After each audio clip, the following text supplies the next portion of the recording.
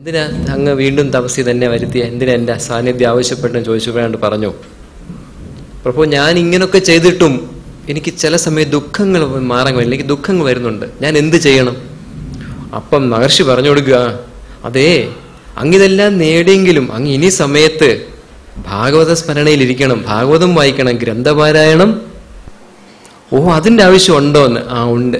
ഭൂമിയിൽ ഇരിക്കുവാണെങ്കിൽ നാമവും ജപിക്കണം, ഗ്രന്ഥത്തെ പൂജിക്കുകയും വേണം. മനസ്സിലായല്ലോ? അപ്പൊ നമ്മൾ ഇന്നുമ്പോൾ നമ്മൾ ഗ്രന്ഥപാരായണം, സ്വന്തമായ ഒരു ഗ്രന്ഥമുള്ളവരായിരിക്കണം.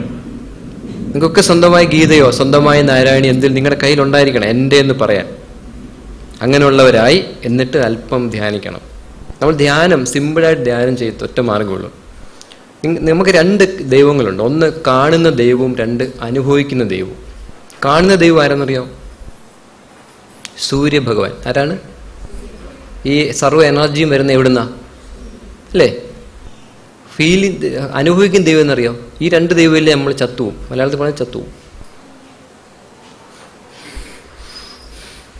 ഇതും നമ്മുടെ ദൈവമാണ്, അതും നമ്മുടെ. ഈ ദൈവത്തെ നമുക്ക് അനുഭവിക്കാം, ശ്വാസത്തെ നമുക്ക് അനുഭവിക്കാം അല്ലേ? മറ്റേ ദൈവത്തെ നമുക്ക് കാണാം. അദ്ദേഹം പണി മുടക്കിയ എല്ലാവരും, ജാതി മത ഭേദമന്യേ എല്ലാവരും പോവും, ദേവന്മാർ പോലും പോക്കാം. ആര്? കാരണം എനർജി എവിടെ നിന്ന് വരുന്നേ? ഈ സൂര്യനിൽ നിന്ന്. പിന്നെ അതിൻ്റെ സൂര്യനായ ഒരു ആത്മസൂര്യനുണ്ട്, അത് പിന്നെ നമുക്ക് വരാം.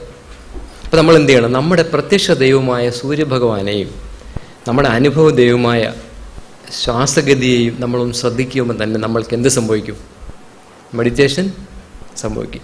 ഈ രണ്ട് സംഗതികളും ആ സച്ചിദാനന്ദ സ്വരൂപനുമായിട്ട് ബന്ധമുള്ളതാണ്.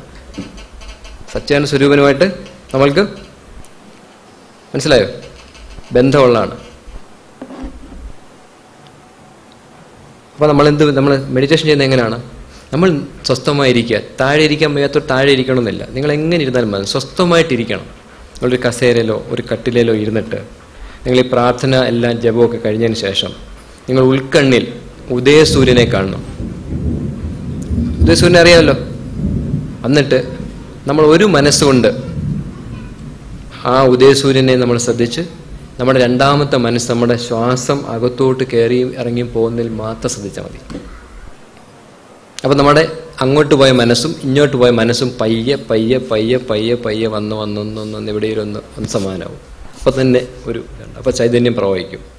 അപ്പം തന്നെ നമ്മൾക്ക് ആ ശാന്തിയിലേക്ക്, സമാധാനത്തിൽ നമുക്ക് പോകാൻ പറ്റും.